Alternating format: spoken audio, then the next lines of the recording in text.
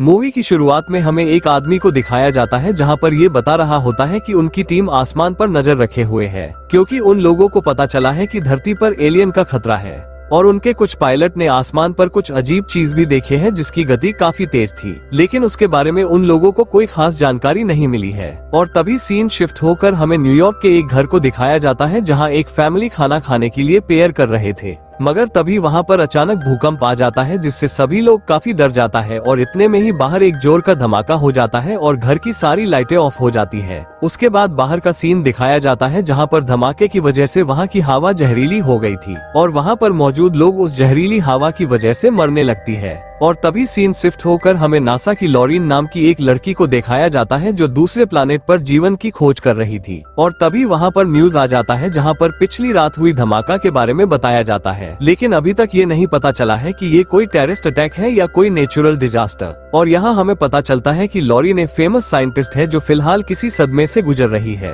अब अगले सुबह वहाँ पर यूएसए आर्मी के कुछ सोल्जर लॉरीन को लेने के लिए आते हैं। उसके बाद हम कर्नल को देखते हैं जो लॉरीन और एक दूसरे साइंटिस्ट को बताते हैं कि ये धमाका स्पेस से आई हुई मीटियोर का है, लेकिन ये सबसे अलग है क्योंकि ये नीचे गिरते ही जमीन में घुसा गया है। इसलिए कर्नल उन दोनों को इसके बारे में पता लगाने को कहते हैं। उसके बाद उन लोगों को उस जगह छोड़ देता है जहां पर धमाका हुआ था और वहां पहुंचने के बाद वो लोग अपना रिसर्च शुरू करते हैं, मगर उन लोगों को वहां पर किसी भी मेटल का निशान नहीं मिलता। लेकिन तभी लॉरीन देखती है कि वहां एक अजीब सा रेड कलर का पौधा निकल आया था जो देखने में काफी अजीब तरह का था, इसलिए वो उस पौधे के बारे में किसी को कुछ नहीं बताती है। उसके बाद वो इंटरनेट पर दूसरे मीटियोर इम्पैक्ट के बारे में सर्च करती है जहाँ उसे एक वीडियो मिलता है और उस वीडियो में एक रशियन लेडी बताती है कि फरवरी 2013 में एक मीटियोर के टकराने के बाद वहाँ के जमीन पर एक अजीब सा पौधा निकल आया था। उसके बाद वहाँ के आसपास के लोग मरने लगे थे और वो ये भी कहती है कि इसके बारे में रशिया लोगों से जरूर कुछ छिपा रहा है। और तभी लॉरीन को पता चलता है कि इस इंटरव्यू के बाद उस लेडी को भी मार दिया गया था। अब अगले दिन लॉरीन एक हॉस्पिटल में जाती है जहां वही धमाका में मरे हुए लोग था, जहां पर एक आदमी का पोस्टमार्टम भी हो रहा था, जहां पर डॉक्टर जैसे ही उसके बॉडी को कट करते हैं उसमें से ब्लैक कलर का ब्लड निकलने लगता है, जिसे देखकर वो लोग काफी हैरान हो जाता है। लेकिन कुछ ही देर में उसका कट अचानक गायब हो जाता है। इससे पहले वो लोग कुछ समझ ही पाते वहाँ पर वो मरा हुआ आदमी अचानक उठकर बैठ जाता है, जिसे देखकर सभी लोग काफी डर जाता है। लेकिन फिर भी एक डॉक्टर हिम्मत करके उसके पास जाता है और उसका पल्स चेक करता है, जहां पर उसे पता चलता है कि उसकी बॉडी बिल्कुल ठंडी है और उसका पल्स भी नहीं चल रहा है। और तभी वो लोग देखते हैं कि उस धमाका से मरे हुए सभी लोग जिंदा हो जाता है और कुछ देर में ये न्यूज पूरी दुनिया में फैल जाता है, जिससे पूरी दुनिया में खलबली मच जाती है। इधर डॉक्टर उन मरे हुए लोगों से बात करने की कोशिश करते हैं पर वो लोग कुछ नहीं बोलते, बस एक ही डायरेक्शन में देखते रहते हैं। और तभी एक साइंटिस्ट मिनिस्टर को बताता है कि ये सब वही लोग हैं जो उस धमाका की वजह से मरे गए थे, इसलिए इन लोगों की शरीर के अंदर जहरीली गैस के अलावा मीटियोर के कुछ टुकड़े भी चले गए थे, जिस वजह से उनके शरीर में एक तरह का ऑर्गन बन रहा है, यानी कि उनके शरीर में एक नई जीवन बन रहा है। वहीं दूसरी तरफ लॉरेन कर्नल को उन रशियन के बारे में बताती है, लेकिन कर्नल उसकी बातों पर ज्यादा ध्यान नहीं देता। उसके बाद वो सभी लोग प्रेसिडेंट के साथ एक मीटिंग रखता है जहां पर डॉक्टर उन्हें बताता है कि उन सभी लोगों का डीएनए तेजी से चेंज हो रहा है और उनमें से एक भी डीएनए धरती पर मौजूद डीएनए से मैच नहीं होता, इसलिए उन्हें लगता है कि ये किसी एलियन लाइफ का इशारा है, इसलिए उन्हें मार देना चाहिए। और तभी लॉरीन भी एशिया में हुए मीटियोर इम्पैक्ट के बारे में बताती है,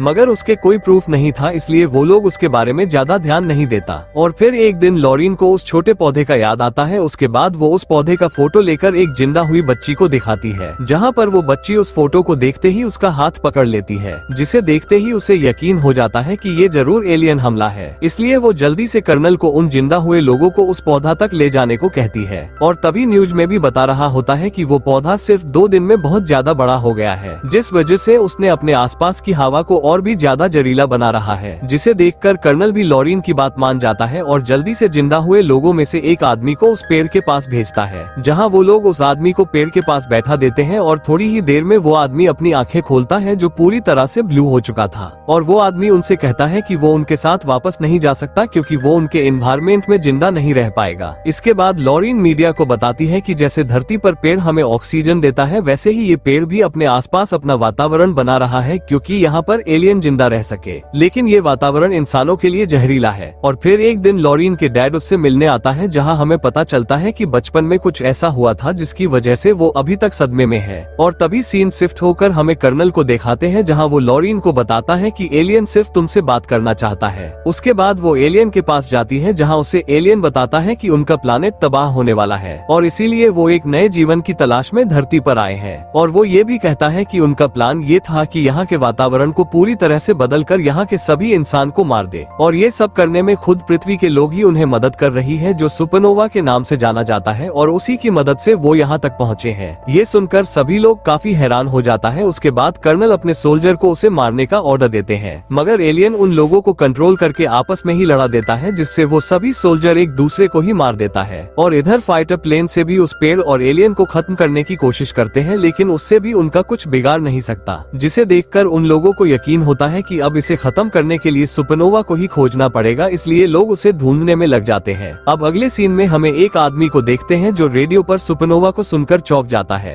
उसके बाद वो अपना एक डायरी खोलता है जिसमें सुपरनोवा लिखा हुआ था, और वही दूसरी तरफ दुनिया में अलग अलग जगह पर कुछ रहस्यमय घटना होने लगता है और कुछ लोगों को अजीब सी आवाज भी सुनाई देती है, जिसे देखकर सबको लगता है कि अब दुनिया खत्म हो जाएगा, इसलिए सभी लोग काफी डर जाता है। वही दूसरी तरफ लॉरीन अपने पुराने घर जाती है, जहाँ उसके डैड ने उसके लिए एक लैब बनवाया था, पर वो अपने डैड से मिले बिना ही वहाँ से चली जाती है। और तभी हमें पता चलता है कि उसको दुनिया में हो रही घटना से काफी सुकून महसूस हो रहा है, लेकिन ये बात उसे खुद भी पता नहीं होता। इसलिए वो इन सवालों का जवाब खोजने के लिए वो उसी पेड़ के पास आती है, जहाँ वो देखती है कि उस पेड़ का कलर चेंज हो गया था। उसके बाद एलियन उसे बताता है कि प्रोसेस शुरू हो गया है, और तभी वहाँ जमीन से तेज आवाज आती है, तो एलियन बताता है कि अब टाइम आ गया है जहाँ पर अब एक नई जीवन की शुरुआत होगी। और ये सब होने में लॉरेन जिम्मेदार है, क्योंकि जो पौधा उसने बचाया था वो उनके प्लानेट को बचाने की आखिरी उम्मीद थी, जिससे लॉरीन को कुछ भी समझ में नहीं आता। और तभी वो एलियन उसे उसका बचपन का फ्लैशबैक दिखाता है, जहाँ लॉरेन के डैड यूएसए गवर्नमेंट में एक मिनिस्टर थे जिनके पास सीक्रेट एजेंसी की रिस्पॉन्सिबिलिटी थी। और फिर एक दिन लॉरीन के साथ ट्रेवल करते हुए उन्हें अचानक एरिया 51 जाना पड़ता है, जहाँ यूएसए आर्मी के हाथों एक एलियन लग गया था। इसलिए वो लॉरीन को एक जगह बैठाकर ऑफिसर से बात करने जाते हैं, और तभी लॉरीन बाथरूम जाने के बहाने एक सीक्रेट रूम में पहुंच जाती है, जहां वो एक बॉक्स में एक एलियन को देखती है, जिसे देखते ही वो जैसे ही बॉक्स पर हाथ लगाती है तो वो एलियन अपना सारा पावर उसने ट्रांसफर कर देता है, जिससे उसका डीएनए चेंज हो जाता है, और घर जाने के बाद उसके बिहेवियर में भी चेंज आने लगता है, और एलियन के पावर की वजह से वो बहुत इंटेलिजेंट हो जाती है। उसके बाद वो एलियन से संपर्क करके उन्हें यहाँ धरती पर आने को कहती है, जहां हमें पता चलता है कि सुपरनोवा उसी का एक कोड नेम है, जो आधी इंसान और आधी एलियन थी। लेकिन इसके बारे में उसकी मॉम को पता चल जाता है, इसलिए वो अपने पावर से अपनी मॉम को ही मार देती है। उसके बाद उसके डैड भी उसकी सच्चाई जानकर उसका साथ छोड़ देते हैं, पर लॉरीन को ये सब कुछ याद नहीं था, क्योंकि उसके अंदर एक एलियन था। ये सब बताकर एलियन उसका मास्क उतार देता है, जहां हमें पता चलता है कि आधी एलियन होने की वजह से लॉरीन उस जहरीली हवा में भी सांस ले पा रही थी। और तभी सीन शिफ्ट होकर हमें उसी डायरी वाले आदमी को दिखाता है, जो असल में एक सीआईए का एजेंट होता है, जिसने बचपन में लॉरीन के मैसेज को इंटरसल कर एक डायरी में लिखा हुआ था, लेकिन वो कभी भी उस तक पहुंच नहीं पाया। अब मूवी के अंत में हम देखते हैं कि उस एलियन पेड़ की जड़ी दुनिया के कोने कोने में पहुंच चुका था, जिस वजह से वहां से कुछ अजीब सा चीजें निकलने लगता है, और वो ब्लास्ट होने से एक ब्लैक कलर का धुआं निकलता है, जो पूरी दुनिया को तबाह कर देता है, और इस दुनिया में बचे हुए इंसान भी मारे जाते हैं। और इसी के साथ ये मूवी भी यहीं पर एंड हो जाता है।